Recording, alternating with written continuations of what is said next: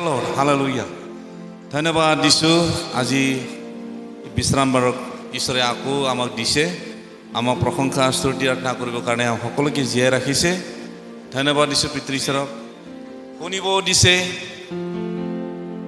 কিয়নো প্ৰকাশিত বাক্যত দুই এটাত কৈছে মণ্ডলীবিলাকলৈ আত্মাই যি কথা কৈছে যাৰ কাণ আছে তেওঁ শুনক কাণটো চবৰে আছে কিন্তু ঈশ্বৰে আপুনি দেখা পোৱা এই জাগতিক কাণটো বিচাৰা নাই আপোনাক আন্তৰিক অন্তৰৰ কাণটো বিচাৰিছে যিটো নেকি অন্তৰত এই কথাটো শুনি আপুনি ঈশ্বৰৰ বাক্যটো হাসি থব পাৰে ঈশ্বৰৰ বাক্যক আমি জমা কৰিব পাৰে ঈশ্বৰৰ বাক্য আপুনি বান্ধি থব পাৰে এনেকা কাণ বিচাৰিছে কিন্তু জাগতিক কাণ আমাৰ সকলোৰে আছে কিন্তু আত্মাই কোৱা সকলো বাক্যবিলাক শুনিবৰ কাৰণে ঈশ্বৰে আত্মিক অন্তৰৰ কাণ বিচাৰিছে সেইকাৰণে মণ্ডলীবিলাকলৈ কোৱা বাক্যটো ঈশ্বৰে শুনাটো বিচাৰে আৰু শুনি ফালে পালন কৰাটো ঈশ্বৰে বিচাৰে হালেলুয়া আহক আমি আজি 5টা ৱাৰ্নিং প্ৰভু যীশুৱে দি গৈছে ঈশ্বৰে দিছে এই 5টা ৱাৰ্নিং যদি আমি বিশ্বাসৰ জীৱন যাত্ৰাত যদি বান্ধি ৰাখিব পাৰোঁ বা সচেতন হৈ থাকিব পাৰোঁ তেনেহ'লে আমি বিশ্বাসৰ জীৱন যাত্ৰাত আমি জয়যুক্ত হ'ব পাৰিম আৰু আমাৰ এই পৃথিৱীখন বেছি দিন নাই আমি আমাৰ এই অঞ্চলত বেছি তাৰণা পোৱা নাই সেইকাৰণে বহুত দিন লাষ্টিং কৰিব বুলি ভাবে কিন্তু নহয় বিভিন্ন দেশত বহুত ডাঙৰ ডাঙৰ ঘটনা হৈছে যুদ্ধই মাত্ৰ নহয় মহামাৰী আহি আছে বেমাৰবিলাক আহি আছে কৰোনা আহি আছে বহুত বেমাৰ মহামাৰীবিলাক আহি আছে আৰু কীট পতংগবিলাক আহিব মানুহবিলাকে যি খেতি কৰিব সকলোকে খাই পেলাব আপোনাৰ বাৰীত যি আছে সকলোকে খাই পেলাব এনেকুৱা কীট পতংগবিলাক ঈশ্বৰে সৃষ্টি কৰিব আৰু আহিব মিছৰ দেশত যেনেকৈ ঈশ্বৰে সৃষ্টি কৰিছিল ধ্বংস কৰিছিল সেইদৰে এই জগতখনক ঈশ্বৰে ধ্বংস কৰিব হালেলুয়া সেইকাৰণে আমি সাৱধান থাকিব লাগিব ঈশ্বৰৰ বাক্যৰ লগত থাকিব লাগিব প্ৰেইজ দ্য লৰ্ড হালেলুয়া এই 5টা ৱাৰ্নিংটো আমি চাম 1 নম্বৰটো হৈছে আমি জানিব লাগে যে ঈশ্বৰ যে এজন আছে আৰু আমাৰ যে বিচাৰ আছে সকলো ঈশ্বৰৰ সৃষ্টি সকলোৰে বিচাৰ আছে কৈছে আৰু মানুহ জাতিৰ বিচাৰ আছে এই বিচাৰ দিনটো মনত ৰাখিব দিছে ঈশ্বৰ যে এদিন বিচাৰ কৰিব প্ৰত্যেকজনকে বিচাৰ কৰিব এইটো প্ৰত্যেকজন বিশ্বাসীয়ে জানি থব কৈছে কিছুমানে বিচাৰে নাই আৰু একোই নাই বুলি নিচিনাকৈ চলি থাকে আৰামত নিজৰ ইচ্ছা মতে এই পৃথিৱীত বসবাস কৰে নিজৰ ইচ্ছা মতে লেনদেন কৰে নিজৰ ইচ্ছা মতে বসবাস কৰি পেলাই মিছলীয়া হৈ যায় শয়তানৰ কবলত পৰি থাকে শয়তানৰ লগত থাকে আৰু ঈশ্বৰৰ কাৰ্যটো পাহৰি থাকে ঈশ্বৰৰ প্ৰশংসা কৰিবলৈ পাহৰি থাকে ঈশ্বৰক ধন্যবাদ দিবলৈ পাহৰি থাকে কিন্তু যে এদিন যে ঈশ্বৰক আমি হিচাপ দিব লাগিব সেই কথাটো পাহৰি থাকে সেইকাৰণে আমাক পাহৰিবলৈ দিয়া নাই আমাক ৰোমিয়া 2:2 পৰা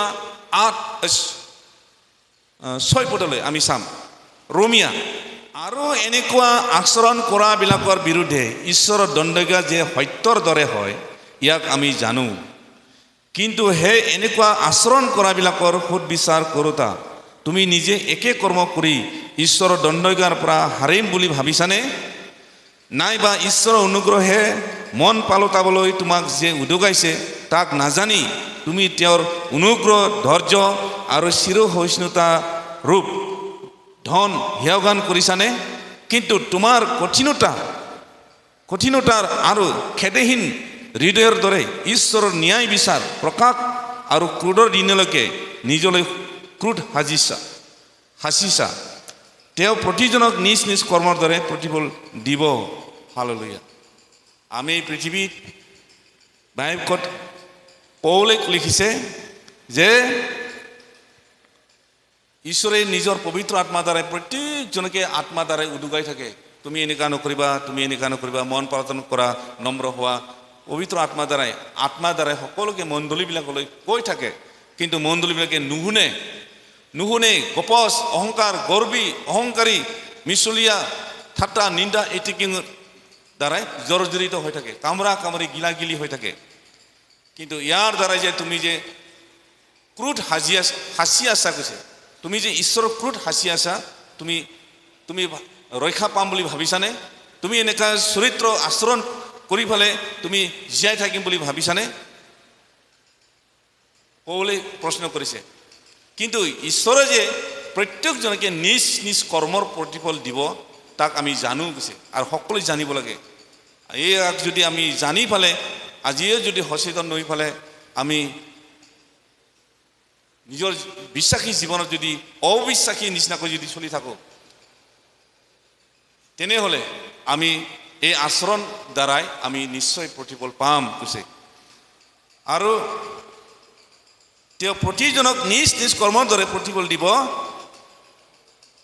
ইয়াক সকলোকে জানি থবলৈ দিছে। আমি সকলোৱে পুৰুষ স্বামী ল'ৰা ছোৱালী সকলোৱে জানিবলৈ লাগে।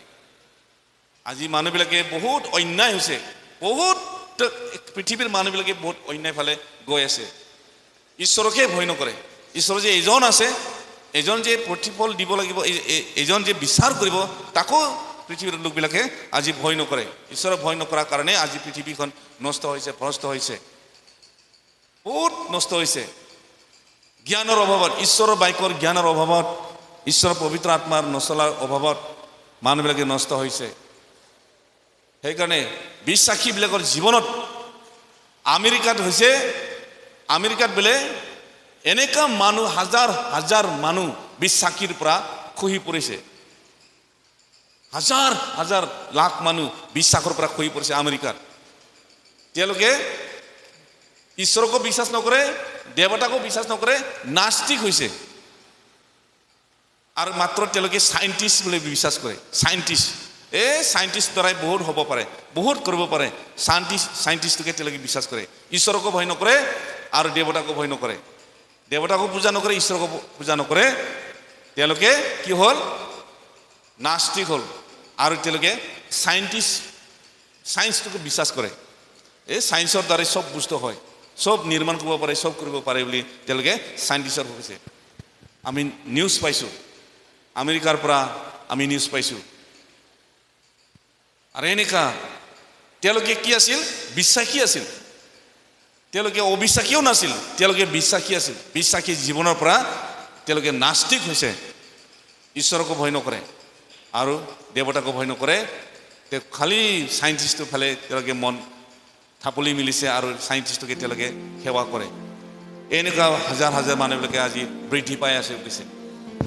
হালেলুয়া। এইবিলাক শেষৰ দিনৰ সকলোৱে হ'ব লগা ঘটনাবিলাক, হৃদয়বিলাক চেঁচা হৈ যাব, মানুহবিলাকে নোহোৱা হৈ যাব বুলি কোৱাটো এইটো বাক্যটো সম্পূৰ্ণ হৈছে আৰু তেওঁলোকৰ জীৱনত আমি দেখিবলৈ পাইছোঁ। আৰু আমাৰ এই সকলোবিলাক আজি ইয়াৰ দ্বাৰাই ৱাৰ্ণিং দি আছে। প্ৰভু যীশুৱে ৱাৰ্ণিং দিছে যে তোমালোকৰ যে এদিন প্ৰতিফল যে আছে, মই এটা এটাকৈ তোমালোকৰ হিচাপ ল'ম আৰু হিচাপ দিব লাগিব বুলি। আৰু খ্ৰীষ্টৰ সন্মুখৰ সুদৰ আসনত সকলোৱে হিচাপ দিব লাগিব বুলি কৈছে। হালেলুয়া। ভাল হওক বেয়া হওক, 1 Corinthians 5:10 কৈছে ভাল হওক।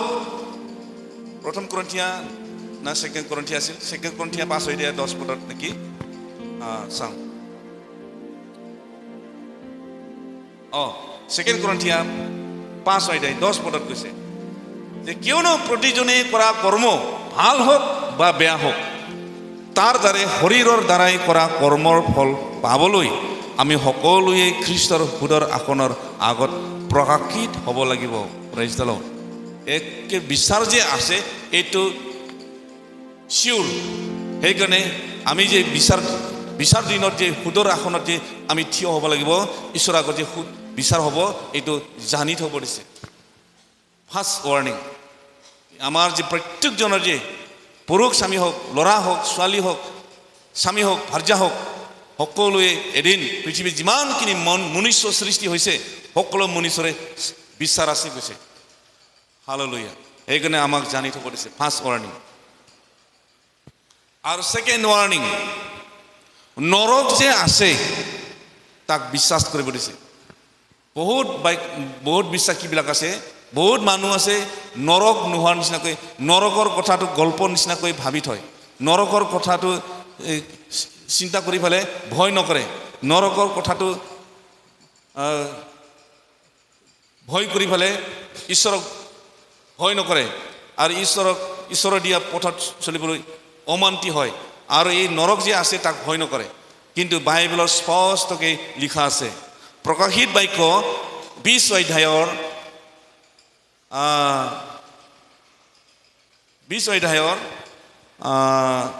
14 আৰু 15 পাছে মৃত্যু আৰু পৰলোকক সেই অগ্নিৰ সৰোবৰত পেলোৱা হ'ল সেই অৰ্থাৎ অগ্নিৰ সৰোবৰেই দ্বিতীয় মৃত্যু আৰু জীৱন পুস্তকত যিকোনো নাম পোৱা নগ'ল তাক সেই অগ্নিৰ সৰোবৰত পেলোৱা হ'ল হালেলুয়া প্ৰেইজ দ্য লৰ্ড যিবিলাকে সঁচাকৈ ঈশ্বৰক সেৱা আৰাধনা কৰিব নোৱাৰে জানিব নোৱাৰে আৰু ঈশ্বৰৰ জীৱন পুস্তকত নাম লিখা নাই তেওঁলোক সকলোকে নৰকত পেলোৱা হ'ল আৰু সকলোকে নৰকত পেলোৱা হ'ল গৈছে আৰু সকলোৱে পেলোৱা হ'ব সেইকাৰণে নৰক যে ঈশ্বৰে সৃষ্টি কৰি ৰাখিছে এইটো খাটাং বাইবেলত স্পষ্টকৈ লিখা আছে সেইকাৰণে আজি এই নৰকৰ বিষয়ে বাইবেলত বহুতো স্পষ্ট লিখা আছে যিশয়া 2 অধ্যায়ৰ 17 পৰা 22 পদলৈ লিখা আছে যিশয়া 1 অধ্যায়ৰ 2 পৰা 31 পদৰ এই নৰকৰ বিষয়ে লিখা আছে যিশয়া 66 অধ্যায় 22 পদৰ পৰা 24 পদৰ লিখা আছে কোনটো পঢ়িব আপুনি নৰকৰ বিষয়ে লিখা আছে আমি চাম যিশয়া অলপ আমি চাম যিশয়া ওলাব যিশয়া 1 অধ্যায়টো আমি চাম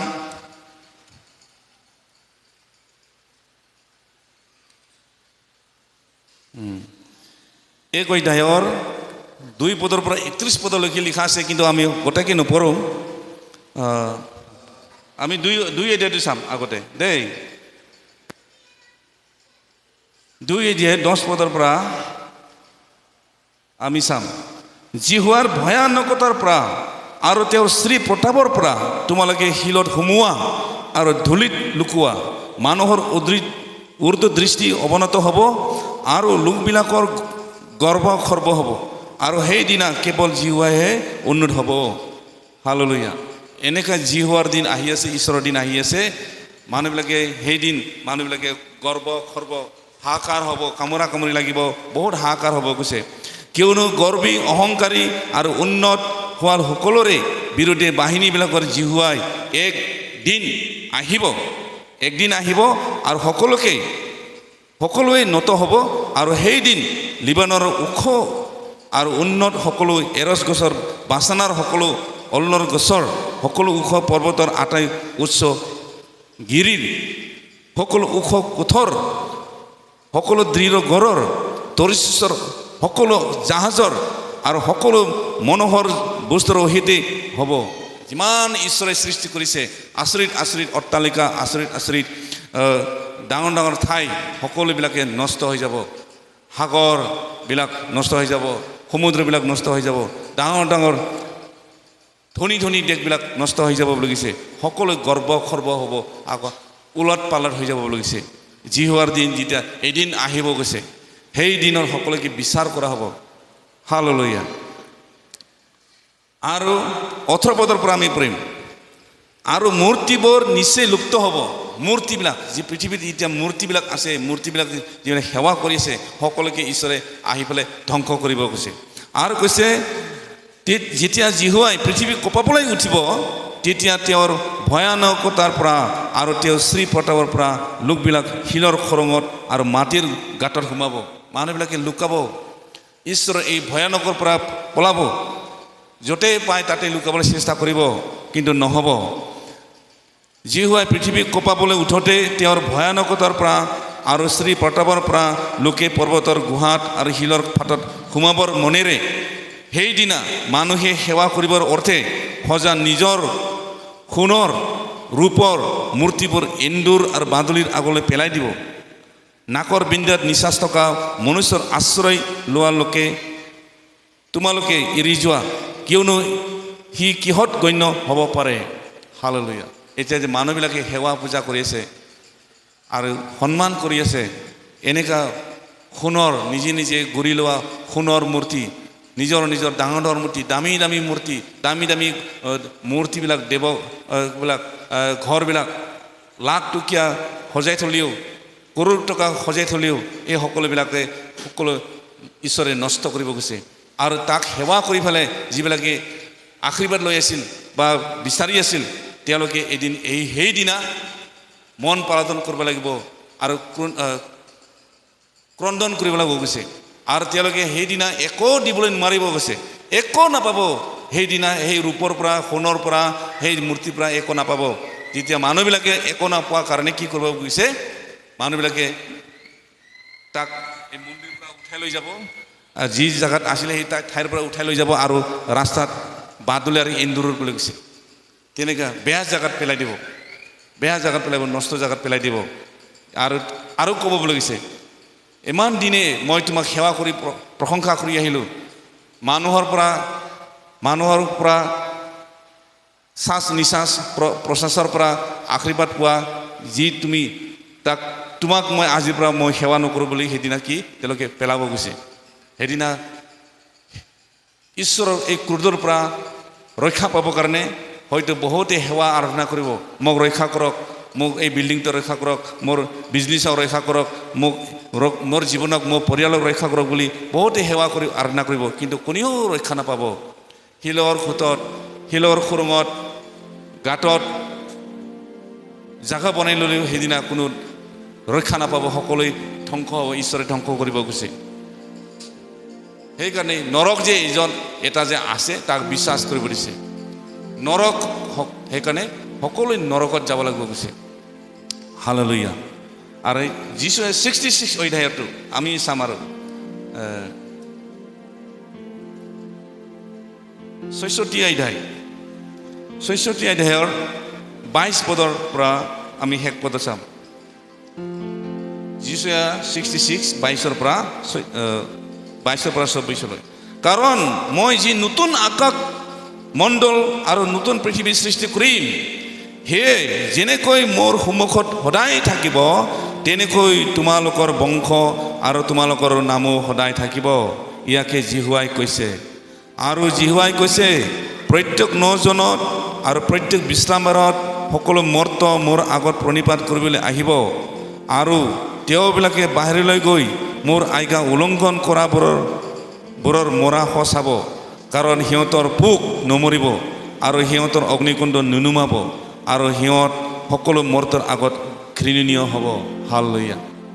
যিবিলাকে আজি ঈশ্বৰক জানা নাই, সেৱা কৰা নাই, পূজা কৰা নাই আৰু ধন্যবাদ দিবলৈ পাহৰিছে বা জানিও অজানিতে এইবিলাক জঘন্য কামবিলাক কৰি আছে, তেওঁলোকে ঈশ্বৰৰ আগত ঘৃণিত হ'ব। সকলো মৰ্তৰ আগত, পৃথিৱীৰ আগত, জাতিবিলাকৰ মাজত ঈশ্বৰৰ আগত ঘৃণনীয় হ'ব, নষ্ট হ'ব। আৰু কেতিয়াও নুনুমা জুইত, কেতিয়াও পোকে নমৰা ঠাইত তোমাক পেলোৱা হ'ব কৈছে। হালেলুয়া। ইয়াত কৈছে সিহঁতৰ পোক নমৰিব আৰু সিহঁতৰ অগ্নিও নুনুমাব কৈছে। নৰকৰ যিটো জুইত এটা ঈশ্বৰে পকা সৃষ্টি কৰি থৈছে, পকা পোক, এনেকুৱা দীঘল দীঘল ডেঞ্জাৰ পোক ডাঙৰ ডাঙৰ জুইত থাকে। জুয়ে তেওঁলোকে একো নকৰে, তেওঁলোকে জুইৰে পকা হয়, নৰকৰে পকা হয়। আৰু নৰকত যিবিলাকে জুইত পেলাই দিয়া হ'ব, এই পোকাবিলাকে আহি পেলাই লগলৈকে কামুৰিব আৰু জহাই তোহাই কামুৰিব, জহাই তোহাই শেষ কৰি দিব। আৰু জুই কেতিয়াও নুনুমাব কৈছে, কেতিয়াও নুনুমাব, আৰু সেই পোকটো নমৰিব, সকলোকে খাই শেষ কৰিব কৈছে। হালেলুয়া। এই নৰক লিখিছে, ঈশ্বৰে এনেকুৱা নৰক সৃষ্টি কৰিছে। মানুহ জাতিক, জঘন্য ব্যক্তিবিলাকক, ঈশ্বৰৰ নমনা অবিশ্বাসীবিলাকক পেলাবৰ কাৰণে, জ্বলাবৰ কাৰণে ঈশ্বৰে নৰক সৃষ্টি কৰিছে। সেইকাৰণে নৰক যে আছে তাক বিশ্বাস কৰিব দিছে। নৰকক বিশ্বাস কৰিব দিছে যে নৰক যে আছে, নৰকটো এনেকুৱা যে ঠাই অনন্তকাল কৈছে। নৰকটো অনন্তকাল, আৰু এতিয়া কেতিয়াও শেষ নহয়। অনন্তকাল চিঞৰি তাতে মৰি থাকিব লাগিব, কান্দি থাকিব লাগিব, এনেকুৱা ঠাইত আপোনাক পেলাব কৈছে। সেইকাৰণে নৰক যে আছে আপুনি ভয় কৰি চলক কৈছে। হালেলুয়া। প্ৰথমত কি আছিলে ৱাৰ্ণিংটো? ঈশ্বৰ যে এইজন আছে, বিচাৰ আছে, তাক ভয় কৰিব দিছে। আৰু দ্বিতীয় নম্বৰত কৈছে নৰক যে আছে তাক ভয় কৰিব দিছে। হালেলুয়া। এটা 3 নম্বৰ, অনন্ত কাল যে আছে সেই অনন্ত কাল পাবৰ কাৰণে আপুনি মৃত্যু হ'ব লাগিব। মৃত্যুৰ পিছতহে আপুনি সেই অনন্ত কালটো পাব। আপোনাৰ শাৰীৰিকভাৱে মৃত্যু হ'ব লাগিব। এই মৃত্যুৰ পিছতহে এই অনন্ত কালটো আছে কৈছে। মৃত্যুৰ পিছতহে আমাৰ আচল মানৱ জাতিৰ জীৱনটো তাতে দেখিবলৈ পাব কৈছে। সেইকে যে ঈশ্বৰ যে অনন্ত কাল ৰাখিছে মানুহ জাতিৰ কাৰণে, ঈশ্বৰে যে অনন্ত কাল সৃষ্টি কৰিছে, স্বৰ্গৰাজ্য সৃষ্টি কৰিছে, সেইটো আমি জানিব লাগে। আমি যে অনন্ত জীৱনৰ কাৰণে ঈশ্বৰে নিজৰ ঠাইত লৈ যাবৰ কাৰণে আপোনাক আৰু মোক সকলোকে আমাক সকলোকে মনোনীত কৰিছে। এইটো সত্য কথা হয়। প্ৰভু যীশুৰ যোগেদি তেওঁ উদ্ধাৰৰ কাৰ্যৰ যোগেদি ঈশ্বৰে নিশ্চিত কৰিছে যে অনন্ত জীৱন আছে আৰু সেই জীৱনটো সত্য বুলি কৈছে। আৰু সেই সত্য জীৱনটো পাবলৈ হ'লে আমি মৃত্যুৰ পিছত এইটো জীৱনত দেখিবলৈ পাব। কিন্তু মৃত্যুৰ পিছত কি হ'ব? দুটাই মাত্ৰ জীৱন আছে, অনন্ত কাল আৰু অনন্ত নৰক। এই কালটো দুটা জীৱন আছে মানুহৰ জীৱন। এই জীৱনটো আমি ভয় কৰিব দিছে। ঈশ্বৰক ভয় কৰিব কৰা লোকবিলাককহে, ঈশ্বৰৰ সেৱা আৰাধনা কৰা লোকবিলাককহে ঈশ্বৰৰ অনন্ত কাল দিব। কিন্তু যিবিলাকে ঈশ্বৰক জানিও নাজানা নিচিনাকৈ ভয় কৰা নাই, জঘন্য ব্যক্তি নিচিনাকৈ চলিছে, তেওঁলোকক অনন্ত নৰকত পেলাই দিব কৈছে।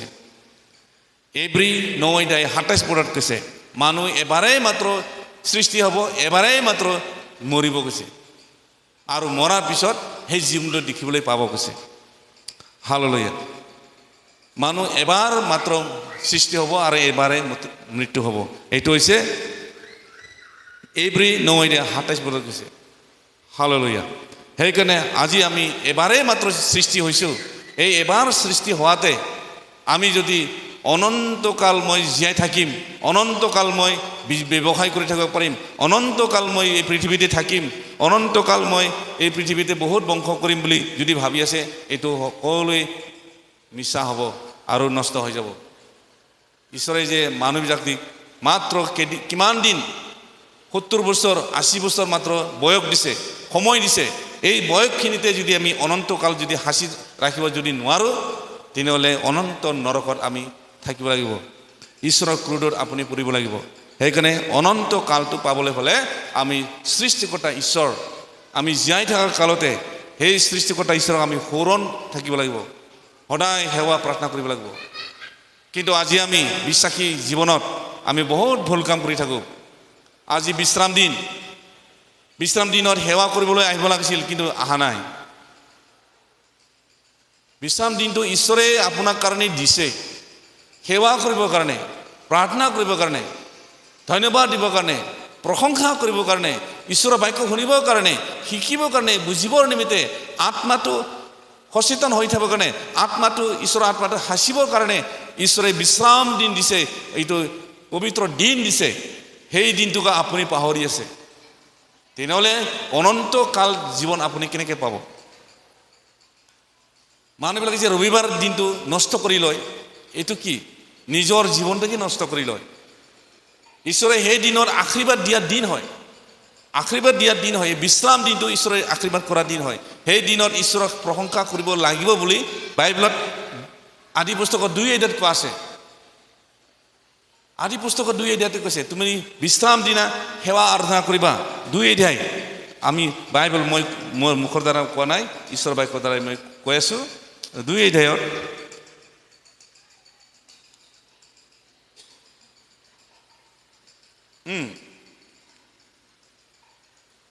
এইদৰে আকাশ মণ্ডল পৃথিৱী আৰু সেই উভয়ত থকা সকলো পদাৰ্থ নিৰ্মাণ কৰি অতোৱা হ'ল। সপ্তম দিনা ঈশ্বৰে নিজে কৰা কাৰ্য কৰি অতাই নিজে কৰা সকলো কাৰ্যৰ পৰা সপ্তম দিনা বিশ্ৰাম কৰিলে, আৰু ঈশ্বৰে সেই সপ্তম দিনক আশীৰ্বাদ কৰি পবিত্ৰ কৰিলে, কিয়নো ঈশ্বৰে নিজে সৃষ্টি কৰা আৰু নিৰ্মাণ কৰা সমুদায় কাৰ্যৰ পৰা সেইদিনা বিশ্ৰাম কৰিলে। হালেলুয়া। ঈশ্বৰে সেইদিনা জিৰণি লৈছিল, আৰু সকলো মানুহকে সেইদিনা জিৰণি সময়তে ঈশ্বৰৰ প্ৰশংসা, ধন্যবাদ, স্তুতি, আৰাধনা কৰিবৰ কাৰণে ঈশ্বৰে সময় দিছে। কিন্তু নাই, মানুহবিলাকক সময়েই নোকোলায়। সময়ে দিব নোৱাৰে আপুনি সময়ে বনাব নোৱাৰে ঈশ্বৰক সেৱা আৰাধনা কৰিবৰ কাৰণে ৰাতিপুৱাৰ পৰা কামে কাম ব্যস্ততা ইয়াৰ দ্বাৰাই আপুনি অনন্ত জীৱন পাৰিবনে অনন্ত জীৱন সাঁচিব পাৰিবনে নোৱাৰিব ঈশ্বৰৰ বাক্যত আপুনি সচেতন আছেনে নাই আপোনাৰ পৃথিৱীৰ জীৱন মানৱ জীৱন জাগতিক জীৱন দৰে আপুনি ব্যস্ত হৈ আছে আপোনাৰ কাৰণে যে ঈশ্বৰে যে ইমান অনন্তকাল সৃষ্টি কৰি থৈছে সেইটো আপুনি পাহৰি আছে সেইকাৰণে বিশ্ৰাম দিন বা ৰবিবাৰ দিনটো যদি গীৰ্জাত নাহে আমাৰ বহুত দুখ লাগি যায় আজি বহুত মানুহ মই দেখিবলৈ পোৱা নাই তেওঁলোকে নাজানে নেকি যে আজি বিশ্ৰাম দিন ঈশ্বৰৰ দিন বুলি কিন্তু নাই তেওঁলোকে সঁচাকৈ নাজানে আৰু এই বিশ্ৰাম দিনটো ঈশ্বৰৰ দিন বুলি তেওঁলোকে নাজানে সেইকাৰণে তেওঁলোকে নিজৰ ব্যস্ততা কামত ব্যৱসায় কামত নিজৰ পৰিশ্ৰমত তেওঁলোকে ব্যৱসায় কৰে কিন্তু এদিন আমাক প্ৰতিজনকে হিচাপ ল'ব কৈছে কিমান দিন বিশ্ৰাম দিন নষ্ট কৰিলে বিশ্ৰাম কিমান দিন ঈশ্বৰৰ বাক্য নুশুনাকৈ থাকিলে কিমান দিন তুমি পবিত্ৰ আত্মাৰ পৰা বিৰত থাকিলে কিমান দিন আপুনি ঈশ্বৰক প্ৰশংসা স্তুতি আৰাধনা কৰাৰ পৰা বিৰত থাকিলে সকলোকে আমি বিচাৰ হিচাপ দিব লাগিব সেইকাৰণে আজি আমি এই সকলোবিলাক যদি পাহৰি থাকোঁ তেনেহ'লে আমাৰ অনন্ত জীৱন পোৱাটো অলপ কঠিন আছে সেইকাৰণে ঈশ্বৰে আমাৰ প্ৰত্যেকজন মানুহকে মনুষ্য সন্তানকে ঈশ্বৰে প্ৰেম কৰে আৰু দয়া কৰে আৰু সুস্বাস্থ্য ৰাখে আৰু নিজৰ বাইকৰ দ্বাৰাই অনুগামী হ'বলৈ সকলোকে ঈশ্বৰে ইচ্ছা কৰে আৰু সেইকাৰণে অনন্তকাল আজি বহুতেই সেইকাৰণে বিশ্ৰাম দিনটো সেৱা আৰাধনা কৰিবলৈ পাহৰি থাকে জাগতিক নিচিনাকৈ নিজৰ ব্যৱসায়ত নিজৰ ইচ্ছামতে নিজৰ পৰিয়ালৰ বিভিন্ন সমস্যাত লিপ্ত হৈ থাকে আৰু ঈশ্বৰক সময় দিবৰ কাৰণে নোৱাৰে সেইকাৰণে তেওঁলোকৰ জীৱনত ঈশ্বৰৰ ক্ৰোধ জমা হৈ থাকে ঈশ্বৰৰ ক্ৰোধটো তেওঁলোকৰ ওপৰত জমা হৈ থাকিব আৰু এদিন এই ক্ৰোধত পৰিব আৰু সেইদিনা তেওঁ নষ্ট হৈ যাব হালেলুয়া সেইকাৰণে আজি আমি বিশ্ৰাম দিনটো আমি কেতিয়াও উলংঘন কৰিবলৈ ইচ্ছা কৰিব নালাগে বিশ্ৰাম দিনটো আমি সোঁৱৰণ কৰিব লাগে ঈশ্বৰে নিজে সৃষ্টি কৰা সপ্তম দিনা বিশ্ৰাম কৰি লৈ গৈছে কিন্তু আপুনি মানুহ হৈ পেলাই বিশ্ৰাম কৰিব নোৱাৰে জিৰণি ল'ব নোৱাৰে সদায় কামে কাম হালেলুয়া 8টা 9টাত উঠি ল'ব আৰু কাম ওলাই ল'ব আৰু তেতিয়া আৰু গীৰ্জাৰ টাইমটো সময়মতে আহি পাব নোৱাৰে মই সদায় 4টা বজাত উঠোঁ কোনেও নুঠে বিজায় 4টা বজাত কোনেও উঠা মানুহ নাই আমাৰ মণ্ডলীত নুঠেই মই 3:30 বজাৰ পৰাই শুবাই নৰোঁ 3:30 বজাতে মই ঘড়ী চাই থাকোঁ মোবাইলটো বিছনাৰ ওচৰত থাকে মই টিভি চাওঁ 3টা বাজিছে অলপ শুব পাৰিম 4টা বাজিলে আৰু শুব নৰোঁ মই 4টা বজাত উঠোৱেই মই কোনেও মণ্ডলী মানুহবিলাকে 4টা বজাত নুঠে মই ক'ব পাৰোঁ কোনেও নুঠে 8টা 9টা উঠে কোনেও নুঠে সেইকাৰণে আমাৰ অলসীয়া জীৱনবিলাক আৰু টাইম মতে উঠিব একদম 10 মিনিট আছে আৰু শুম 10 মিনিটকো শুব 10 মিনিট উঠি পেলাই অলপ হাত মুখ ধুই পেলাই চাফা কৰিব লাগে সেইটোকো নকৰে 10 মিনিট আৰু আছে শুই থাকিম 10 মিনিটকো শুব মুৰামুৰি টাইম শুব অলপ আধা ঘণ্টা আগত উঠিম বা 1 ঘণ্টাত উঠিম অলপ ড্ৰেছ অলপ ফিটফাট হ'ম এনেকৈ অলপ জিৰণি লৈ পেলাই যাম বা কামত যাম এইটো নহয় একেবাৰে টাইমে শুই থাকিব টাইম নোহোৱালৈকে নুঠিব এনেকুৱা মানুহ আছে অলসীয়া জীৱন মানুহ জীৱনত আছে হালেলুয়া মই কিন্তু এনেকুৱা নহয় দেই মই একদম 4টা বাজিলে মই শুবাই নৰোঁ মই কিবা এটা উঠো লাগি থাকে মই উঠোৱেই আৰু মই উঠিলে আমাৰ মানুহ কোনেও নুঠে মই উঠি পেলাই কেতিয়াবা ক'ৰবাত বহি থাকোঁ ক'ৰবাত প্ৰাৰ্থনা কৰি থাকোঁ ক'ৰবাত কিবা অলপ প্ৰাৰ্থনা কৰাৰ পিছত অলপ মোবাইল চাই থাকোঁ এনেকুৱা 6টা 7টা 8টা বজাতহে মানুহবিলাক উঠিব কিন্তু কোনেও নুঠে এইখিনি প্ৰত্যেকৰ পৰিয়ালতো এনেকুৱাই 7টা 8টা 9টা নহ'লে কোনেও নুঠে এনেকুৱা হ'লে আমাৰ খ্ৰীষ্টীয় জীৱনটো বহুত অলসীয়া হৈ যাব আৰু